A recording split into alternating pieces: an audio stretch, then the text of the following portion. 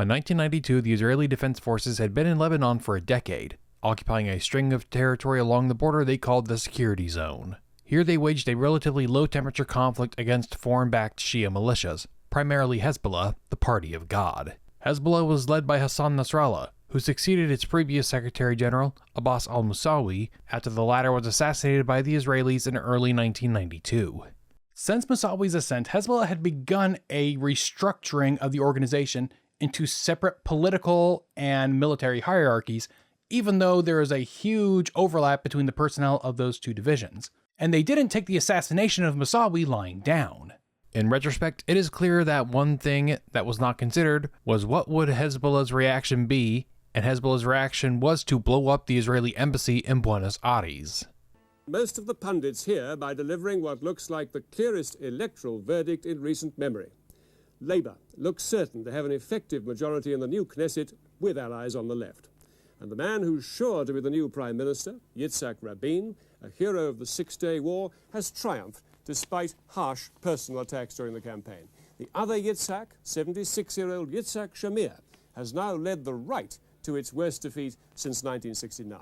Israel's Prime Minister, Yitzhak Shamir, who had been leading the war effort since Menachem Begin's resignation in 1983, would be defeated in the 1992 Israeli elections, with former Prime Minister Yitzhak Rabin leading the first left-wing government since the 1970s. This defeat would lead to the rise of Benjamin Netanyahu to the leadership of the Likud, but that's a story better left for another time. But out of defiance or bravado, Hassan Nasrallah wrote off the results. We believe that Rabin and Shamir, Labour and Likud, are two sides of the same coin. There are no differences in the strategic constants, dreams, and aspirations. Some aspects or forms of the tactics might change, but in the general framework, Israeli policy will remain as before. Rabin's new government was interested in continuing the negotiations with the Arab states, with a particular emphasis on Syria. Rabin had been part of the peace negotiations with Syria after the Yom Kippur War, which saw Damascus promise not to let attacks against Israel be launched from Syrian soil, which the Ba'ath regime had kept. This led Rabin to believe that Hafez al-Assad could be reasoned with and trusted, unlike most other Arab leaders. And in Rabin's eyes, Syria was the most important party in resolving their conflict with Hezbollah in southern Lebanon. Syria has made claims on Lebanon since the Mandate period, and since their independence has treated Lebanon as its fiefdom. And they were a major cause of the Lebanese civil war that ravaged the country for 15 years by aiding and supporting various militias against the government in Beirut, and then against the Israelis. They armed their own clients in the country, along with serving as a conduit for Iran to arm its proxy, Hezbollah. Israel's primary interest in Lebanon was getting the militant groups in southern Lebanon, first the PLO and later Hezbollah, to stop firing rockets into northern Israel. Rabin hoped that he could trade the Golan Heights, occupied since the Six-Day War in 1967, in exchange for Syria policing Hezbollah in Lebanon and diplomatic relations between Israel and Syria. Luckily for him, the Shamir government had already begun the talks with the Syrians. After the Gulf War, the U.S. would act on one of the Bush administration's promises to achieve a comprehensive peace agreement in the Middle East, which began at the Madrid Conference in 1991 and then continued in separate bilateral discussions in Washington. However, as 1992 progressed, the Arab delegations began to slow walk the negotiations, waiting on the results of Israel's election in June and the U.S. elections in November, believing they would get a better deal with the Labor and Democratic parties. The elections of Yitzhak Rabin and Bill Clinton gave many international observers hope for a lasting deal. Shortly after taking over the premiership, Rabin would appoint Shimon Peres as foreign minister, who would begin secret talks with the PLO in Norway, eventually resulting in the Oslo Accords. But that's a story for another time as well. And while Israel was trying to diplomatically extricate itself from Lebanon, the Lebanese were trying to rebuild a semblance of democracy under the Pax Syriana. The Taif Accord had restructured power in the Lebanese government, transforming the state from a sectarian hierarchy to a series of sectarian fiefdoms, with different cabinet positions and ministries being run by specific confessional groups. This system was designed to end the civil war by ensuring each religious group in Lebanon a piece of power, but it resulted in those various ministries and departments mostly servicing the needs of their co-religionists, functioning as a resurrection of the pre-war patronage system. And to ensure that no group could be deprived of its share of graft, any changes in the system required not only unanimous agreement amongst the confessional communities, but also approval from the Syrians. With much of the country, especially the south, left in devastation, the current order couldn't hold out forever. This undermined the plans of President Elias Harawi to return Shia and Christian refugees back to their homes in the south, so they called for Lebanon to hold its first election since 1972, which was held between late August and mid-September 1992. The Taif Accord disarmed most of the militias, who would subsequently turn to politics, but the two Shia militias, Amal and Hezbollah, who were allied to Syria, were allowed to keep their arms based on the grounds that they were primarily going to be fighting against the Israeli occupation. But they both operated as political parties as well, and thus they were situated to coerce the peoples of southern and eastern Lebanon in large swaths to vote for them or their allies. On top of this, the Maronites would protest the election due to Syrian forces having not withdrawn from Lebanon by the agreed-upon date in the Taif Accords. Syria would also play Lebanon's domestic parties off each other in order to weaken all the factions not aligned with the Assad regime. This resulted in the Christians being underrepresented in the government, with many foreign observers calling for a new election due to such low levels of participation. And you can avoid being underrepresented in my videos by supporting this channel on patreon.com/casualhistorian. Patreon is a crowdfunding platform that allows fans of a content creator to support them monetarily on a monthly basis at a rate of their choosing. When the algorithm or sponsors aren't giving the videos a fair shake, it is the patrons who help pick up the slack. And I would like to thank the newest patrons who have joined since the last video. Kronkna, Luca Bevilacca, Paul Briere, Peter Monahan, BeefBoss69, Marcio Dornelis, and Christopher Aho. Members of the Casual Historian Patreon get access to a number of exclusive perks, such as early access to ad-free, sponsor-free, and plug-free versions of these videos. They also get access to a patrons-only Discord server where I talk to these people about whatever, including upcoming projects, and they also get access to the notes and scripts I use to make these videos. However, most of the people who choose to support a creator on Patreon do so because they like what that creator does, think it has value, and want to help them make more of it. The perks are just a way for us creators to show our appreciation. And so, to all of my patrons, past, present, and future, thank you. But for now, let's get back to the history.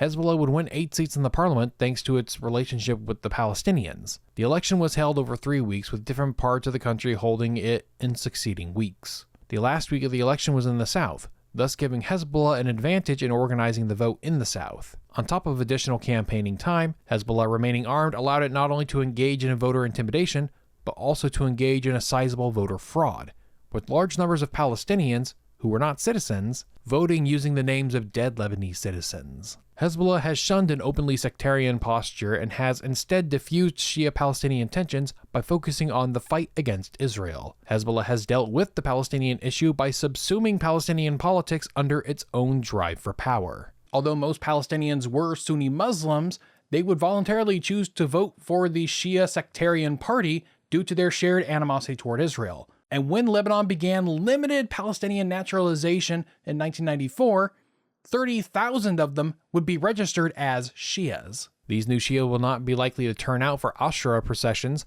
but will vote predominantly for Hezbollah. It is Israel, the common enemy, that will define Palestinian Shia's relation to Hezbollah. The election would make Nabi Berri Speaker of Parliament, with the Lebanese businessman Rafik Hariri being named Prime Minister, under the hopes that his name would attract foreign investment. And under his leadership, Lebanon's economy does begin to recover, with a 60% increase in national income between 1992 and 1993, as well as bank balance sheets and capital, and central bank reserves growing. Construction increased, although licensing was still subject to bribery, and the cost of living increased by 5%. Despite choosing to participate in the election, Hezbollah refused to join the governing coalition on the grounds that the government wasn't a Shia theocracy. Instead, they would sit in the opposition, criticizing Harawi and Hariri's plan to rebuild Lebanon as ignoring the rest of the country in the name of rebuilding Beirut. The ongoing restructuring of Hezbollah included cutting Beirut clerics out of the loop during attack planning in the south due to their tendencies to leak the information. Additionally, Nasrallah emphasized using in-person meetings to discuss upcoming operations to avoid wiretapping by the Israelis. A known number of elections would dissuade them from their goal of eradicating the Zionist state to the south, which began with liberating southern Lebanon. One author referred to the period of war after Moussawi's death as the War of the Brains, which would see both sides focusing on tactics and deterrence strategies rather than sweeping advances to drive the enemies away from territory. Part of this was because the IDF had presumed that the end of the Civil War also meant the end of the anti-Israeli resistance, and the fighting in southern Lebanon between 1990 and 1992 was less heated than it was prior or after. We felt that the resistance had ended with the end of the Civil War. Then it started with an attack here and there, but we didn't change our attitude. We were too conservative. We slowly realized between 1990 and 1993 that we were facing a guerrilla war. It took us too long to adjust our behavior. We find that enemy, Prime Minister Yitzhak Rabin, who always tries to appear as a strong, able man, is pressured by his society to do something. Hezbollah would escalate their violence in the fall of 1992, using every incident in the West Bank, major or minor, as justifications for rocket attacks or cross-border raids into Israel or the security zone. After the rocket attacks killed an Israeli teenager in October, there were demands that the IDF retaliate. Chief of the General Staff, Ehud Barak, responded to these demands by reinforcing the border, but didn't launch any attacks. It was a small force, entrenched and well-armed, increasingly supported by Iran and Syria. Its tactics rested on quick-hit attacks on our soldiers in South Lebanon. Far from fearing military retaliation, Hezbollah knew that short of a 1982-scale war, and maybe even then, it would survive. It also didn't care whether Lebanese civilians died in the crossfire. In fact, like the PLO, fighters who had control of the area before 1982, Hezbollah deliberately fired into Israel from civilian areas. In order to minimize casualties, the IDF officers developed a limited conflict doctrine, which in the early 90s would take the form of heavier reliance on artillery and aircraft. The less casualties we suffer on our side, the more successful we consider the operation to be. We have methods by which we can inflict intolerable damage on the other side while minimizing the casualties on our side. In an attempt to sabotage the ongoing talks between Israel and Syria, Hamas launched a series of attacks in December, killing 7 Israelis in 1 week. The Rabin government responded by rounding up over 400 known Hamas members and deporting them to Lebanon, whom the Lebanese government refused to grant refugee status to, thus not allowing them to leave Israel's security zone along the border. This forced the IDF to house them in a tent city, with international journalists broadcasting their poor conditions to the rest of the world, allowing Hamas and the PLO to fundraise from sympathetic Gulf monarchies, in spite of those same governments having recently deported nearly 500,000 Palestinians from their own borders. The plan would succeed, with the Arab states pulling out of the Washington talks in protest. In response to this, the UN Security Council drafted Resolution 799 condemning the action, with the support of the outgoing Bush administration. UN Secretary General Boutros Ghali sent representatives to meet with Yitzhak Rabin, asking him to allow the deportees to return, but Rabin deferred the issue, stating that the decision was made by the Israeli Supreme Court and that he couldn't unilaterally reverse it. Boutros Ghali tried to incept the idea of convincing the Israelis to allow a gradual return of the deportees to the incoming U.S. Secretary of State, Warren Christopher. However, Dennis Ross, the Director of Policy Planning in the State Department, says, based on his conversations with Rabin, that the deportation was always intended to be temporary, and they were eventually returned to the Palestinian territories or to prison by the end of 1993. After the deportee crisis subsided, Rabin wanted to resume the Washington talks, especially prioritizing Syria, but his attention would shift in the late summer of 1993, when a breakthrough with Arafat led to the Oslo Accords. Regardless, at the time Hafez al-Assad refused to open negotiations unless Israel committed to completely withdrawing from the Golans beforehand. Israelis were still dying in Lebanon a decade after the formal end of the war. It was demoralizing for the Israeli public, for the soldiers we rotated into the security zone, and for the government as well. The difficulty was that it was also a situation that perfectly suited Hezbollah. But in early summer of 1993, Hezbollah escalated its conflict with a series of rocket attacks into northern Israel, as well as using remotely detonated roadside bombs that would be followed by ambushes. In July, these attacks managed to kill 7 IDF soldiers, which coincided with rockets being fired into northern Israel. In response to this escalation, Rabin approved Operation Accountability. The operation consisted of artillery and airstrikes on villages north of the security zone that were known to be aiding and sheltering Hezbollah fighters. Prior to their attacks on the villages, the Israelis warned the civilian population via radio broadcast and leaflets dropped from planes. The strategy was twofold. Getting civilians out of villages would allow the IDF to fight Hezbollah unhindered by the risk of civilian casualties. The other was to make Lebanon and Syria pay a heavy price for supporting Hezbollah. We intend to restore security to our northern citizens by hitting Hezbollah as severely as possible.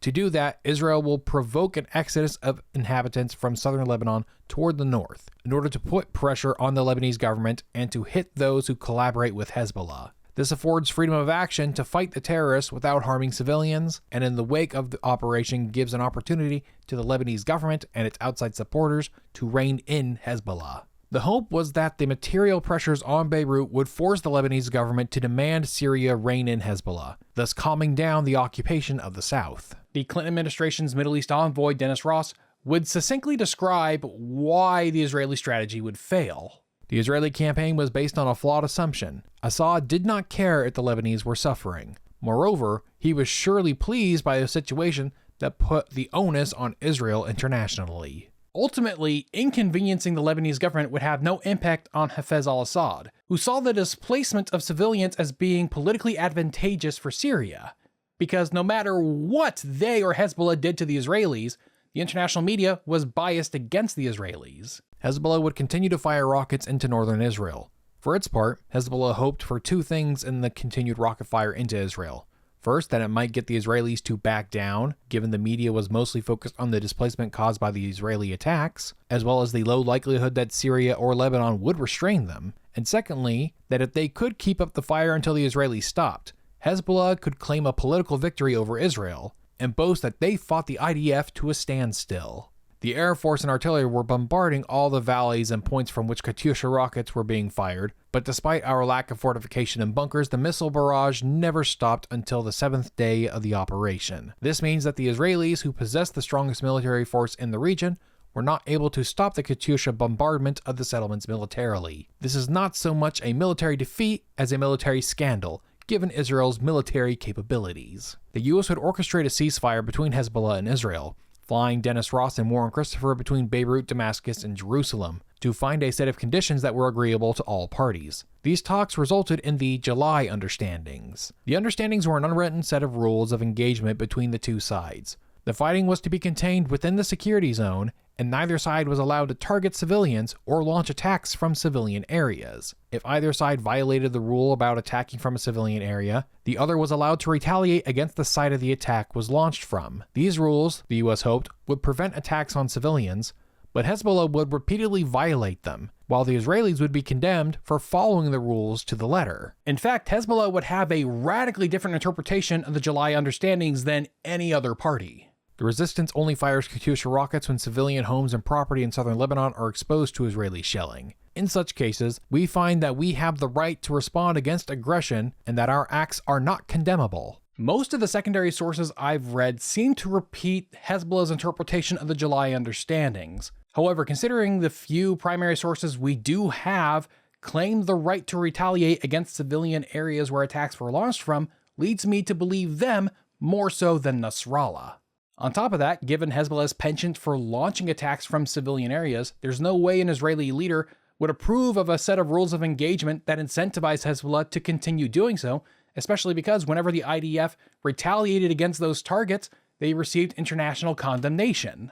And even further, in what world do we believe that Hezbollah, a terrorist organization with explicitly genocidal goals, cares about rules of engagement? Before and since 1993, they have proven themselves to not care about civilians in either Lebanon or Israel. Operation Accountability saw 13 Hezbollah fighters killed, along with 140 Lebanese civilians, and another 500 injured, and about 300,000 people displaced, and about $29 million in damage to infrastructure. The Israelis saw 1 soldier killed and 3 wounded, with 2 civilians killed and 24 wounded. The Israelis and Hezbollah would take different lessons from these results. The limited casualties for the IDF reinforced the Israeli preference for long-range attacks, convincing them to double down on less surgical artillery and airstrikes. Additionally, Ehud Barak would argue that Operation Accountability was a success, since it would be another 2 years before Hezbollah would fire rockets into northern Israel with regularity. For Hezbollah, there were 2 lessons.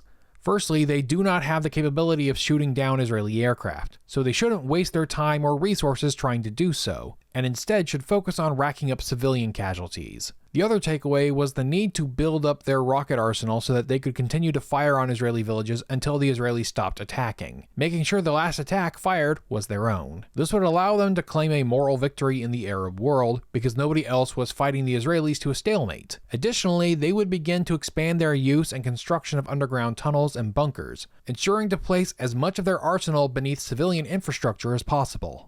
After the bad publicity around Operation Accountability, Rabin's government was hesitant to authorize any retaliatory strikes against Hezbollah, even when they flagrantly violated the July understandings. When Hezbollah operatives renewed their terrorist attacks in the security zone, the IDF barely reacted, at the government's request, so as not to kill the joy of the understandings. To a great extent, Syria is responsible for Hezbollah operations, but Syria enjoys the fact that Hezbollah continues to attack Israel, to destroy and to maim, and the Jews continue to come to peace talks with them. During one of Ross's visits to Damascus, he would deliver a message from Rabin to Assad. It's said that Israel was willing to fully withdraw from the Golans so long as they maintained access to the water, had sufficient security arrangements, as well as normalization of relations between Syria and Israel. He also wanted to ensure that any peace deal between them would not be dependent on Israel reaching an agreement with the Palestinians, and most importantly, that any peace proposals remained secret until a treaty was signed. Assad was open to the deal, and although he didn't necessitate an agreement with the Palestinians, he at least wanted a partial deal for them. His biggest stipulation, however, was that a Syrian deal must be separate,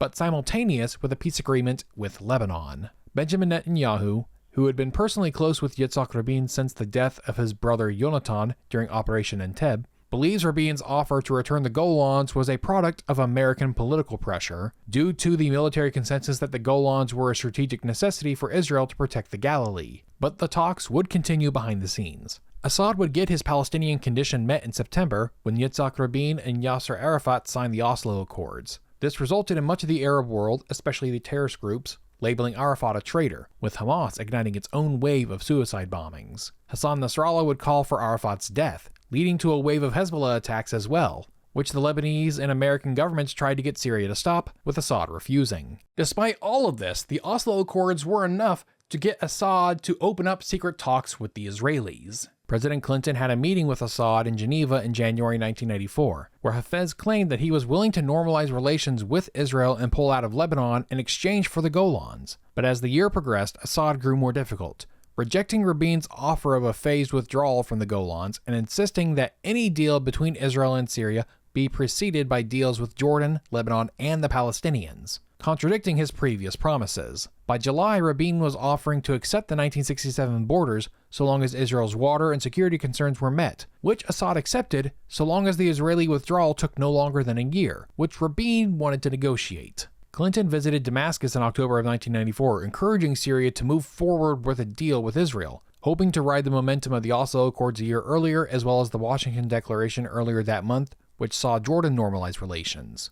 Assad rejected the idea of speaking to the Knesset as Sadat had done, but implied he might be willing to progress the talks. And while these discussions were dragging, the Israelis were still dealing with Hezbollah, but in 1994, they now dealt with them outside the security zone. Now, the Israelis had been dealing with terrorists abroad for a while. The Arab states sponsored cross-border raids by Palestinians in the 1950s and 60s, and in the 1970s and 80s, the PLO were assassinating Israeli officials and kidnapping Westerners to exchange for Palestinian terrorists arrested in Israel. But Hezbollah would escalate these attacks, exporting the tactics they pioneered in Lebanon to targets abroad, with Iran linked to most of these attacks, either as a provider of aid or the party ordering the attacks. With the help of post-revolution Iran, Hezbollah extended its reach around the world, setting up cells in Southeast Asia, Europe, and South America, the last of which enabled the bombings of the Israeli embassy in Buenos Aires in 1992. That same year, Iran would spend over $20 million on Palestinian terrorism alone, funding groups in Jordan, Egypt, and Algeria,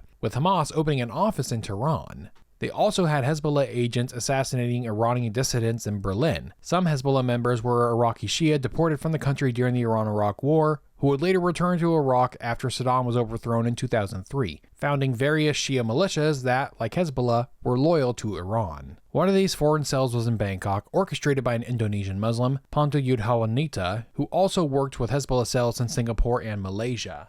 On March 11, 1994, a truck hit a motorcycle taxi while turning a corner in Bangkok, which saw the car pulled over and impounded. When the inside of the truck was investigated, they found over 1,000 kilograms of fertilizer in oil drums with a dead body found at the bottom, and in the fuel tank they discovered metal shards, detonators, and bottles of C4. Thai, Philippine, and Israeli intelligence would discover that this truck was a car bomb, having been pulled over only a few blocks away from its intended target, the Israeli embassy. The IDF would respond to this failed terrorist attack by striking a Hezbollah training camp near Baalbek on June 2, 1994, killing 50 Hezbollah recruits, including several senior officials and 2 members of the Iranian Revolutionary Guard Corps. Despite the attack being in retaliation for a thwarted attack outside the security zone, Hezbollah would use this as justification for launching attacks on more civilians, regardless of whether or not they were Israelis, and they would use their international cells to do this. Argentina and Brazil had seen immigrants from Lebanon and Syria since the 1880s,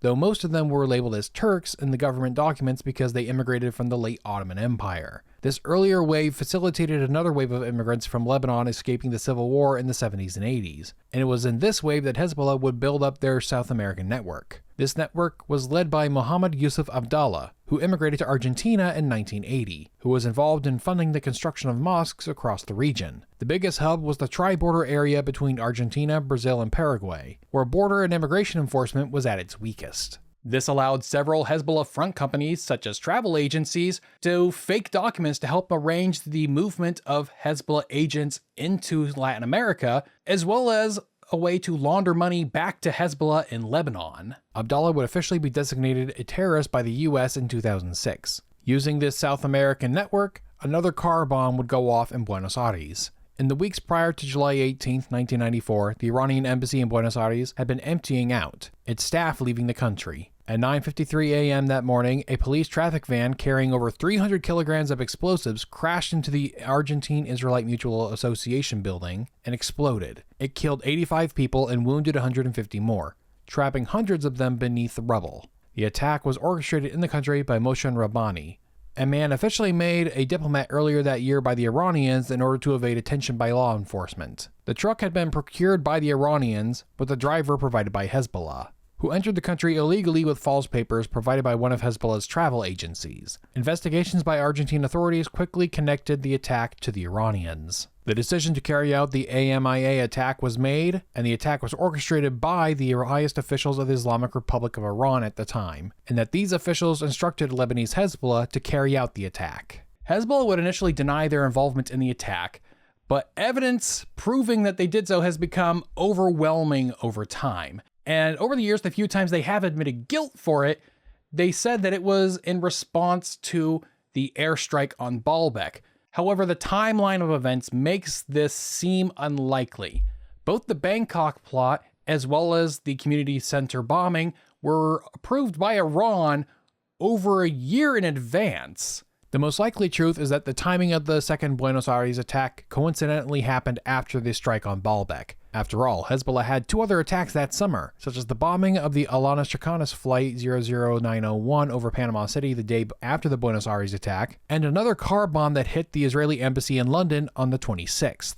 The planner of these attacks was the same mastermind behind the 1983 attack on the U.S. Marine Barracks and 1984 embassy bombing in Beirut, Imad Mughniya. Because Imad was elusive to the point where there were no known pictures of him available, the Israelis retaliated by assassinating his brother, Fouad, who was one of Imad's bodyguards. Back in Lebanon, the Israelis were mostly dealing with typical isolated attacks by Hezbollah fighters, who spent more time attacking the IDF allies in the Southern Lebanon Army, led by Antoine Lahad, since 1984. And there was a debate over how the IDF should deal with the occupation, when they are under pressure from elected leaders not to upset the ongoing discussions with both the Palestinians and the Syrians. The army's hands are not tied. It can initiate action as it sees fit, but the reality in southern Lebanon is not simple. There are understandings resulting from Operation Accountability. Although they do not restrict us, they are designed to serve a more far-reaching aim than that of a platoon commander who wants to carry out some operation. There always were, still are, and will always be overall policy considerations. This, however, was not the opinion of most IDF officers. The need to appease political goals left much of the IDF, especially those in Lebanon, feeling like sitting ducks, not able to take the fight to the enemy, even if the enemy attacked them first. Northern Command's new head, Major General Amiram Levine, would try to be more aggressive against Hezbollah, noting the increased rate of attacks on both the IDF and SLA, and part of this was reclassifying Hezbollah to match its actual threat level. We must realize we are fighting against a political organization with a military arm that conducts guerrilla warfare, not terrorism. We must stop treating Hezbollah like a terrorist organization and start fighting it the way a modern army fights guerrillas. Our goal is to win every battle and inflict as many casualties as possible. 1995 would see Hezbollah again escalate the fighting on the ground. This began with a change in tactics developed by Khalid Harb, the head of operations in southern Lebanon. Only attack when and where you can win, avoid taking casualties, exploit media sympathy, make the local populace dependent on Hezbollah,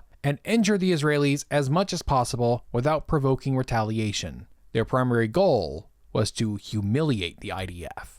Hezbollah took advantage of the fact that the IDF is a regular armed force that is large and heavy, while the Hezbollah is a small organization whose method is guerrilla and terror. He watched and learned the routines of our lives, and he tried to hurt us where we were vulnerable. It's not possible to compare the means between the forces, so they had to be very careful, smart, and quick. Otherwise, they had no chance of succeeding in engagements. This strategy included the continued and increased use of roadside bombs, which would kill and wound IDF soldiers, as well as their allies in the southern Lebanon army, who were doing most of the direct fighting with Hezbollah. But the Israelis had gotten much better at finding and disposing of these bombs, and the IDF were taking lessons from previous wars of occupation, especially the American experience in Vietnam. Brigadier General Erz Gerstein advocated for taking the fight to Hezbollah, which would be implemented after Ehud Barak's term as Chief of Staff ended, being succeeded by Amon Lip Ken Shahak. The Northern Command set up new commando units, called Eagles, to conduct raids and ambushes of Hezbollah members beyond the security zone. The IDF would target mid-level commanders, believing it was the killing of upper echelons that triggered Hezbollah to target Israeli officials abroad. But after an operation killed the Hezbollah commander in Nabatea,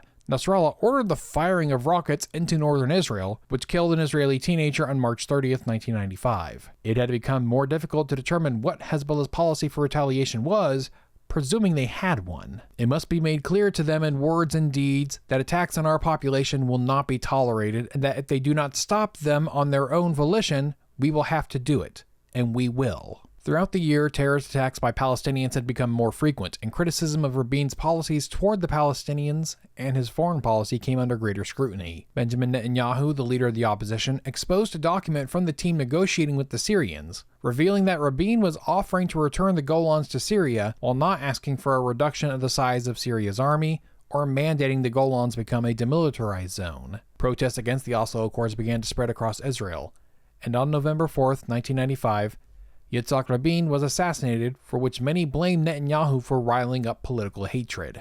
Now, there's a lot of misinformation and conspiracy theories around this event, and it would take one or more dedicated videos to unwrap all of that, which is why it's best left as a story for another time. But all we really need to know here is that after Rabin's assassination, he would be succeeded by his foreign minister, Shimon Peres, who would continue the secret negotiations with Syria.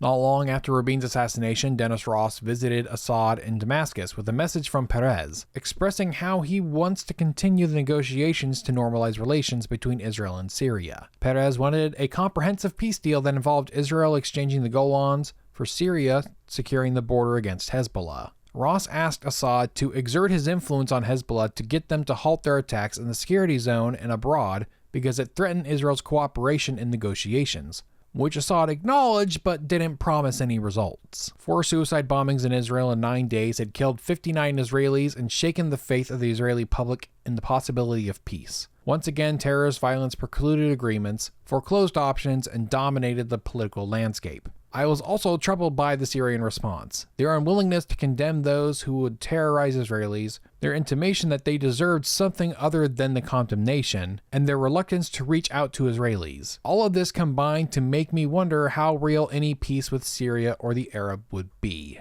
In February of 1996, Hezbollah stepped up the frequency of attacks, with UNIFIL recording over 200 attacks in the first quarter of that year, with Hezbollah ambushing and killing 6 IDF in early March. This coincided with an uptick of terror attacks in Israel by Hamas in the lead-up to the Knesset elections in May. The Clinton administration tried to get the Arab states to condemn the wave of terror attacks in Israel, with Egypt hosting a conference where 14 Arab leaders condemned the attacks, with Lebanon and Syria excluded due to both countries harboring terrorist groups. Assad, not surprisingly, saw the summit as a trap to promote the Israeli agenda and pressure him. I understood that his exclusion would make it look like major events could happen in the Middle East without him, without Syria, and that he would probably react in some way. That is why we tried to include Syria.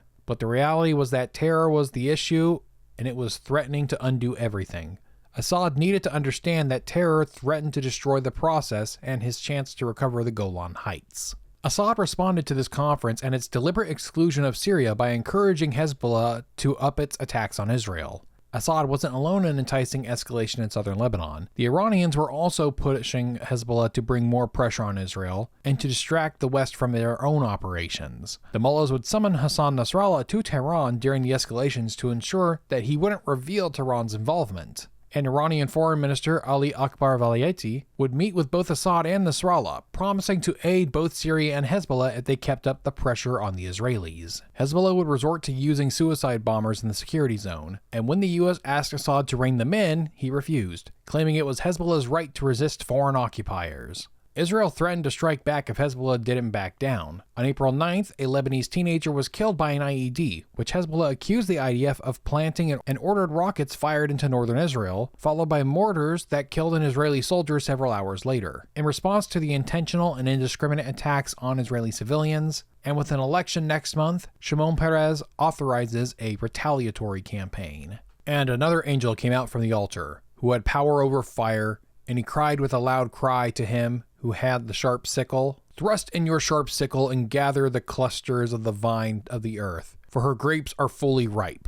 So the angel thrust his sickle into the earth and gathered the vine of the earth and threw it into the great winepress of the wrath of God. And the winepress was trampled outside the city, and blood came out of the winepress, up to the horses' bridles for 1,006 furlongs. The IDF launched Operation Grapes of Wrath on April 11, 1996. Utilizing the air power and artillery that had become a favorite of the IDF and Israeli politicians. The operation focused on Hezbollah's infrastructure, targeting known warehouses and weapons depots in Beirut and Baalbek. Airstrikes and artillery would hit numerous Hezbollah rocket firing sites, as well as the Israeli Navy blockading Lebanese ports. The IDF also hit a power plant in Jiyah, hoping to pressure the Lebanese government into acting against Hezbollah. Despite not targeting Lebanese villages, Hezbollah continued to fire rockets into Israeli towns, which forced Israel into targeting the civilian areas from which Hezbollah was firing rockets. The IDF tried to warn Lebanese civilians as they had during Operation Accountability, wanting to minimize casualties among civilians, while maximizing damage to Hezbollah and their enablers. The objective was to remove the population out of those areas so that we could successfully deploy our precise weapons, especially during aerial bombardments, and conduct special operations aimed at hitting the enemy without harming the uninvolved population. We wanted to put a lever on Hezbollah. The lever was the Lebanese government at the time. We didn't think we could deter Hezbollah, but we thought we could deter the Lebanese and Syrian governments to stop Hezbollah. As Hezbollah continued to fire on Israeli towns and villages, the SLA began broadcasting their own threats against the Lebanese villages from the radio stations. The SLA began broadcasting their own threats against Lebanese villages from their radio stations, with Hezbollah responding in kind with their own radio threats. The Clinton administration sent Warren Christopher and Dennis Ross to the region to secure a ceasefire, trying to reaffirm the July understandings from 1993. With hundreds of thousands of civilians fleeing to Beirut from the south, Prime Minister Hariri pleaded with Assad to rein in Hezbollah, but because it was in Syria's best interest to place as much pressure on Israel as possible, he allowed the fighting to continue, forcing Hariri to reach out to President Jacques Chirac of France to procure a ceasefire. But Hezbollah was determined to keep firing into northern Israel until the Israelis ceased, so that they could claim another moral victory in the Arab and Islamic worlds. Hezbollah, however, was now operating as if there were no 1993 understandings. It showed far less concern than previously about shooting from Lebanese civilian areas. If Israel retaliated against those sites, as the 1993 understandings permitted, and there were any Lebanese casualties, Hezbollah would fire Katyusha rockets in violation of the understandings into Israeli civilian areas on the border. Rafiq Hariri told the U.S. that he was willing to return to the 1993 agreement, but Perez's new foreign minister, Ehud Barak, only wanted to agree to it if Beirut would make it possible for Hezbollah to continue firing rockets into Israel. Chirac proposed that they reestablish the 1993 understandings, but put the terms in writing so Hezbollah couldn't play its interpretation games. The U.S. proposed a new ceasefire deal where Hezbollah would be disarmed, and if peace was maintained for 9 months, negotiations on Israeli withdrawal would begin. But Assad vetoed it, wanting Hezbollah to continue pressuring Israel during the secret negotiations over the Golans. After additional talks, they were near an agreement, with Perez coming around to the idea of putting the understandings in writing, with Assad consenting so long as Lebanon signed on as well, and that Israel gave up the right to fire on villages that Hezbollah attacks originated from. But then, on April 18th, tragedy struck. Hezbollah fighters near a UNIFIL-run refugee camp near the village of Qana were firing at an IDF team along a road in the security zone. The commander of this squad, future Prime Minister Naftali Bennett, would call in support fire to provide them with cover to escape the Hezbollah mortar rounds. The artillery would fire on the coordinates they were told to aim at, resulting in some of the artillery rounds hitting the camp, killing over 100 refugees. This incident would become known as the Qana Massacre. Now, similar to many events involving modern Israel, there is a lot of confusion and misinformation spread around. But even when you manage to separate the facts from the lies, the picture still isn't 100% clear, which results in many parties simply accepting the version of events that fits their priors best.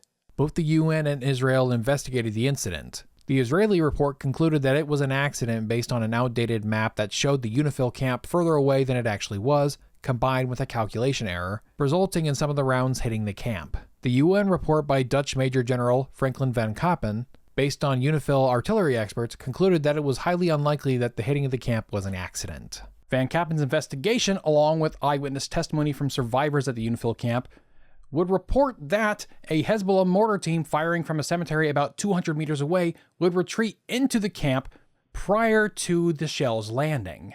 During Van Kappen's investigation, which was completed before the Israeli one, the officers and artillery teams he interviewed initially claimed that the IDF didn't have any drones or aircraft in the area at the time. However, Van Kappen interviewed survivors of the attack, and they claimed to have seen Israeli drones and helicopters in the area that day, though it was unclear whether they were present during the attack or if they arrived afterward to examine the damage. Van Kappen would have come across video footage that showed an IDF drone in the area around the time of the attack. The series of events, as constructed by critics of Israel, is that after the request for cover fire came into the Israeli artillery, drone surveillance footage was received showing the Hezbollah fighters retreating into the UNIFIL camp, at which point the artillery teams then shifted their fire towards the camp in order to kill the Hezbollah fighters, not caring if civilians were killed or not. Now, there are a number of problems with this reconstruction of events, even if you completely ignore the fact that Hezbollah fighters deliberately and knowingly put civilians in danger by retreating into the camp. Firstly, the artillery team fired 36 shots over the course of 5 minutes, only 13 of which actually hit the camp. This window of time would have been way too short for the artillery teams to have shifted their rate of fire to hit the Hezbollah targets. The discrepancies over the presence of drones in the area in Kappen's investigation are easily explained by the fact that the Israeli investigation hadn't been completed yet, and thus their officers and diplomats didn't have all their information yet. Additionally, the drone that was spotted in the area at the time of the attack, at least according to the Israelis, did not have 360-degree view. It was not aimed at Qana, but rather was monitoring the coastline, which at that time the Israeli Navy was blockading and occasionally bombarding when they were seeing cars driving down to the south, which was a presumption that they were going to be Hezbollah fighters or going to aid the Hezbollah fighters. The U.S. Army would side with the Israeli report on the incident, concluding that it was a tragic accident. And as recently as 2016, they were still writing analyses of this event. This mistake would have caused the projectiles fired with this additional angular measurement to be impacted approximately 112 meters beyond the intended target. This invalid computational procedure alone constitutes nearly 2/3 of the total distance, or error, between both MPIs and explains why the two separate impact areas exist. The lesson to be learned from this is not that the manual procedures should be tossed asunder. Even in the current era of technologically advanced Army battle command systems, one can, however, make an argument that a pure reliance on manual procedures exacerbated other human errors that April afternoon. From a strategic standpoint, it took the Israelis several years to realize the futility of heavy artillery bombardment against an enemy who uses UN peacekeepers and civilians for cover and concealment. Additionally, up to this point, the IDF had gone out of its way to minimize Lebanese civilian casualties. And so it makes no sense for suddenly, in the middle of this operation, for them to just change policy. It does not make sense. But then again, the people accusing the Israelis of genocide or intentionally causing excessive civilian harms are mostly anti-Semites who are trying to masquerade their bigotry under the label of anti-Zionism. In the guidelines for the operation, the government determined that civilians or other civilian targets should not be hit and that the operation should concentrate solely on Hezbollah installations and terrorists themselves. Nonetheless, however much one tries to observe the ethical use of arms, military operations involve accidents and innocent civilian casualties. Regardless of what may or may not have been going through the soldiers' minds that day of April 18th, the attack on Qana created a major impetus to bring Grapes of Wrath to an end and reach a ceasefire. The French and Russian foreign ministers, along with U.S. Secretary of State Warren Christopher, would go to Damascus to pressure Assad to finally rein in Hezbollah. Assad would endorse the French plan to put the 1993 understandings into writing, with Israel, Syria, and Lebanon signing. Meanwhile, Dennis Ross would visit Jerusalem to meet with Ehud Barak, who elaborated a plan for an Israeli withdrawal from Lebanon. He theorized that if Israel pulled out of Lebanon, Hezbollah's pretext for existence would be gone, forcing them to either disarm or have it exposed to the world that they were little more than tools for Syria to maintain its control over Lebanon. Ross discouraged Barak from this offer, believing Syria would use it as an excuse to force Israel to fulfill UN Resolution 425 without gaining anything in return. Peres was supportive of Barak's idea, believing that if Israel wasn't in Lebanon, Syria would have nothing to pressure them with, which Ross countered by saying it would make Israel look weak. Dennis Ross and Warren Christopher began drafting a new ceasefire agreement, which required haggling over whether Israel would be allowed to return fire on Hezbollah when the latter fired on the IDF from civilian areas, along with the differences between the locations where Hezbollah stored and built their weapons and places where they launched attacks from. By April 27th, a new agreement was written out and signed by the three parties, with the Israelis functionally giving up the right to fire on civilian areas Hezbollah attacked from, based on Syria promising Hezbollah wouldn't do so. But, of course, Hezbollah would repeatedly violate this agreement, because they chose to not see themselves as a full party to it. Operation Grapes of Wrath saw no casualties amongst the IDF, and at least 13 from Hezbollah. Between 150 and 250 Lebanese civilians were killed, and over 350,000 Lebanese civilians were displaced, and Hezbollah would fire 639 rockets. Israel's 1996 elections were held a month after the ceasefire was signed. The polls had initially placed Labor ahead of Likud in the aftermath of Rabin's assassination, with most historians believing that Peres would have won an election held shortly afterward. But Peres didn't want to ride a funeral procession into the prime ministership, so he decided to serve out most of the rest of Rabin's term. But then Hamas terror attacks began in early 1996, followed by the Hezbollah escalations that led to Grapes of Wrath, which made the Israeli public believe Peres couldn't protect them from Palestinian terrorism or a Syrian-backed insurgency in Lebanon. It didn't take long after the April 27th agreement for Hezbollah to resume attacking the IDF in southern Lebanon, killing 9 IDF soldiers in early May, with Damascus and Tehran resupplying Nasrallah with more Katyusha rockets, along with more advanced missiles capable of reaching Haifa. These casualties left Peres open to attacks by Likud leader Benjamin Netanyahu, who criticized the April agreement for leaving the IDF open to attack. Despite this and the growing number of attacks by Hamas, Peres kept to the timetable of Oslo II, and withdrew the IDF from Hebron, despite privately blaming Arafat for the wave of Palestinian attacks. Shimon Peres, a veteran of Israeli politics, refused to believe the polling in Israel, especially when they showed Netanyahu and Likud ahead of him. This was in spite of President Bill Clinton actively supporting Peres and the Labor Party, and sending his own campaign strategist James Carville and his lead pollster Stan Greenberg to Israel. Netanyahu would campaign on security, promising to put an end to Palestinian suicide bombers and Hezbollah rocket attacks. The Israeli election of 1996 was different from all the ones before. The prime minister was to be elected independently of the Knesset, who would then be allowed to form a government with their party, regardless of how well they performed. Netanyahu would manage to win the prime ministerial vote against Peres by a 1-point margin. After the brief labor interregnum, Likud was back in power, and it was now left to a new generation of Israeli politicians to try and resolve the conflicts their predecessors had failed to.